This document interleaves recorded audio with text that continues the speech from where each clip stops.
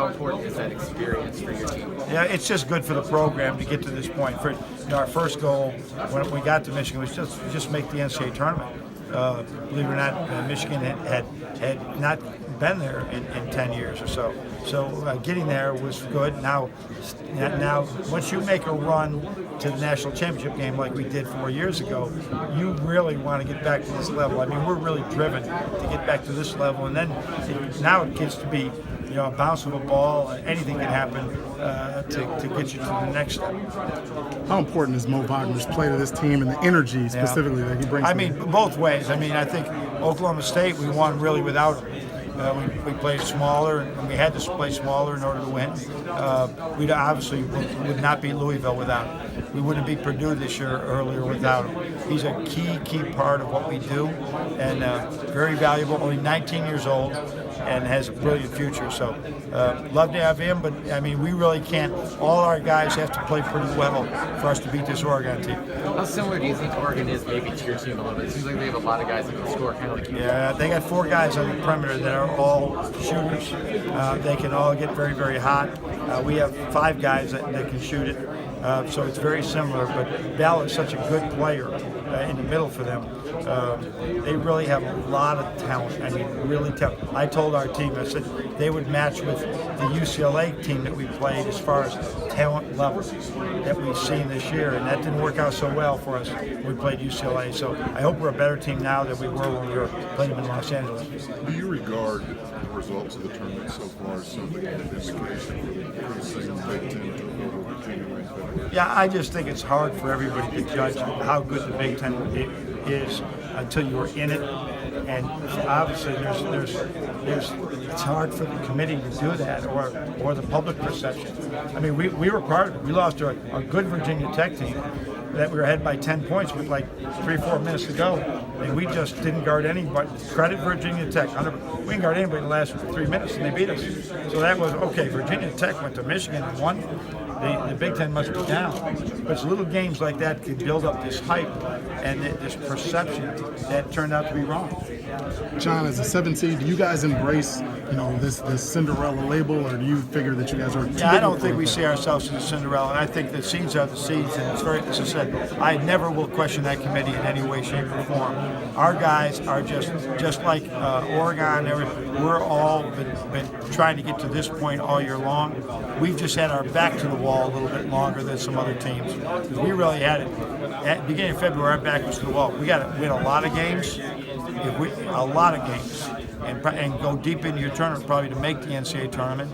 But the good thing was in the Big Ten, we had those opportunities. And we played the other blue bloods in the leagues, the Michigan States, the Wisconsin, the Indiana, Purdue's, those teams that have been really in the NCAA tournament. When I was coach at Richmond, you didn't get to do that. You didn't get to up your resume. So we looked at this as a tremendous opportunity for us to get in the NCAA tournament so we can do something like this. Anything that stands out most to you that these last 14 games was the reason you played so well? I think different people every game have stepped up. And DJ Wilson has been a huge factor for us, how well he has played. Mo's had great games. Obviously, Derek has really played well. Muhammad has been extremely good. And Derek Walton just sort of took this team on his back about over a month ago and is playing as good as any guard in the country. So that is it's not surprising, I don't think, because I think anything can happen. But I mean, Duncan Robinson has come off the bench and Mark Donnell gave him us great minutes. I started playing Xavier Simpson a little bit more. Everybody, there's been outliers, but DJ was probably an outlier. Mo's a little bit of outlier going into this year. That won't be outliers anymore. They have great expectations. John, when your obsession with turnovers, with the limiting, was that out of necessity early on? Yeah. Is it always? I think when we had teams, especially when I got to Lemoyne, where we weren't overly athletic, we had a bunch of bright kids that could really shoot and pass. We said, okay, we're not going to win the battle of the backboard every day. We're probably not going to be able to turn people over too much. But how do we get our possession number the same or above theirs? We wanted to take care of the ball.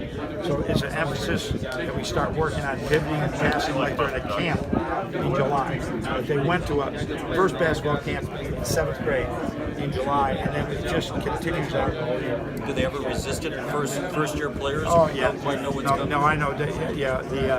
I think that Xavier probably heard it in July.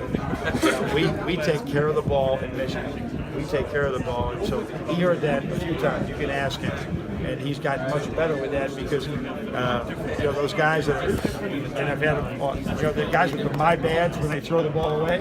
We don't like a lot of my bads. If you know you shouldn't have done it, then why did you do it? Now there's certain things that will just happen. A guy won't catch a pass because when you are careless. We have a saying. You take 50-50 shots, you don't make 50-50 plays. 50-50 plays, like, oh, I hope this works.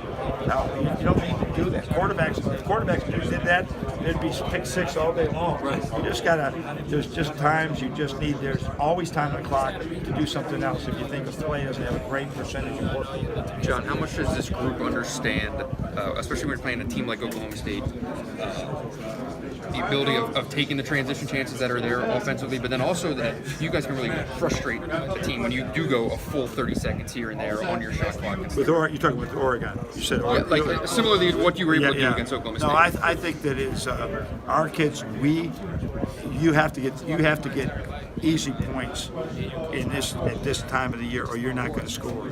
So we must run on. At Michigan, as long as I've been there, unless we're ahead late, we're running on absolutely every single turnover, every single rebound. You've never seen us not run.